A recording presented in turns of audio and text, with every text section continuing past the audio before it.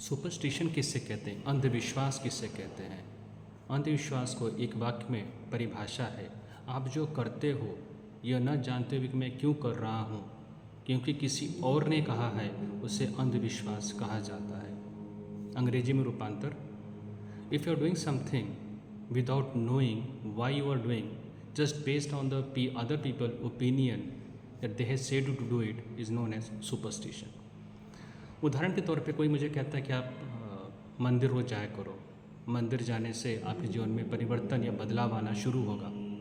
मैं मंदिर में जाता हूँ, बाहर से कुछ प्रसाद लेता हूँ, चढ़ा देता हूँ, डोनेशन बॉक्स में 5-10 रुपये डाल देता हूँ और मैं नित्य करते आया हूँ, हमेशा करते आया हूँ। मेरे जीवन में कोई परिवर्तन आएगा? बिल्कुल भी नहीं आएगा, क्योंकि मैं क्यों कर रहा हूँ इसका अर्थ ही मुझे नहीं पता है।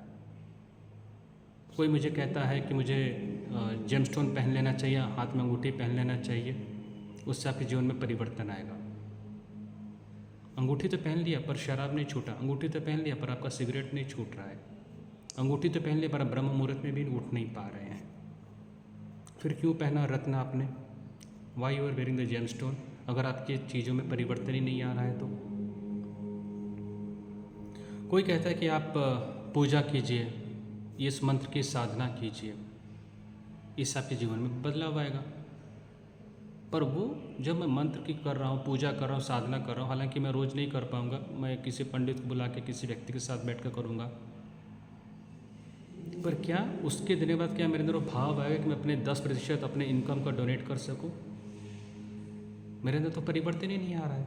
मैंने तो बस दान दक्षिणा दिया, मेरा पूजा समाप्त हुआ, जब ख़त्म हुआ उसके बाद मैं पूरे साल भर आराम से बैठा हूँ, ये सोचते परमात्मा मुझ पर कब चमत्कार करेगा। अंधविश्वास हुआ।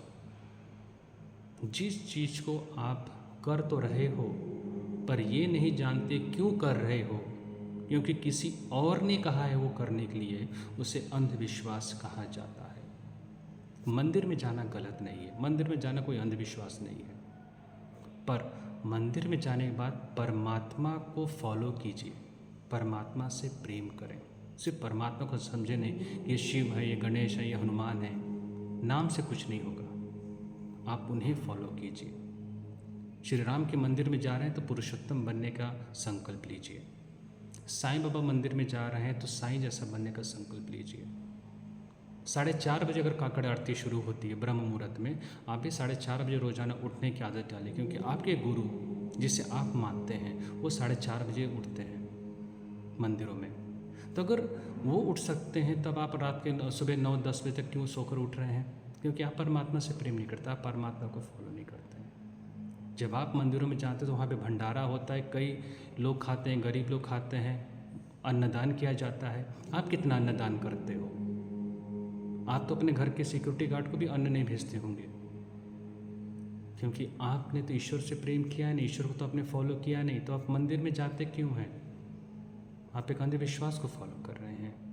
परमात्मा को फॉलो करोगे, आपका जाना सार्थक है, आपका जाना ही चाहिए, और आप जैसे लोग मंदिर का निर्माण भी करवा सकते हैं। जेमस्टोन पहनना गलत नहीं है, पर जेमस्टोन पहनने से अल्कोहल छूटेगा, सिगरेट छूटेगा, अब्यूजिव लैंग्वेज छूटेगा, नहीं पॉसिबल है। अगर जेमस्टोन पहने हो तो हमेशा दिन रात उस जेमस्टोन पे अपना ध्यान लेकर जाओ और ये सोचो मैं कैसे रत्न बन सकूं, मैं भारत का रत्न कैसे बन सकूं। वो सकारात्मक चीज़ आपके अंदर बदलाव लाएगा, वो आपके हैबिट्स को बदलेगा, वो आपके स्वभाव को बदलेगा, क्योंकि आपने सोच लिया कि मैं एक पुष्कराज नहीं पहन रहा हूँ, मैं खुद एक पुष्कराज बनना चाहता हूँ, मैं रत्न नहीं पहन रहा हूँ, मैं खुद भारत रत्न बनना चाहता हूँ। जिस दिन ये सोच आएगी उस दिन वो रत्न पहनना, जेमस्टोन पहनना भी आपके लिए सार्थक होगा। पूजा अर्चना करना कुछ गलत नहीं है, पूजा पाठ जप करना कुछ गलत नहीं है, पर उस जप के साथ ये सोचो क्या मैं विश्व की प्रार्थना कर रहा हूँ कि नहीं, उसके साथ मैं अपना पितृदोष निकाल रहा हूँ, काल सर्प दोष की शांति कर रहा हूँ, मैं ये अनुष्ठान कर रहा हूँ, उससे कोई परिवर्तन नहीं होगा। अगर आपके अंदर विश्व प्रार्थना ही नहीं है, समाज के हर व्यक्ति के लिए अगर आप प्रार्थना नहीं कर रहे हैं, तो वो अनुष्ठान संपूर्ण नहीं हो सकता है। आप किसी भी पूजा में बैठ रहे, पंडित से कहिए कि सबसे पहले सर्वधर्म के लिए प्रार्थना करें, पूरे विश्व के लिए प्रार्थना करें, और ये मुझे भी सिखाएं कि प्रतिदिन मैं कैसे कर सकूं, सिर्फ ये इस समय नहीं। जिस दिन मैं प्रतिदिन वो प्रार्थना करूँगा, विश्व के हर व्यक्ति, हर प्राणी, हर जीव के लिए प्राण करूँगा, उस दिन वो जप, वो तप, वो साधना, वो पूजा संपूर्ण होगा। और मेरे अंदर वो परमात्मा वो शक्ति दे कि मैं अपने तन, मन और धन से मैं समर्पित हो सकूं समाज को आगे बढ़ाने के लिए, देश को आगे बढ़ाने के लिए। जिस दिन ये भावना निर्माण हो जाएगी, उस दिन ये चीज़ जो भी आप कर रहे हैं उसे ईश्वर का प्रसाद कहा जाएगा।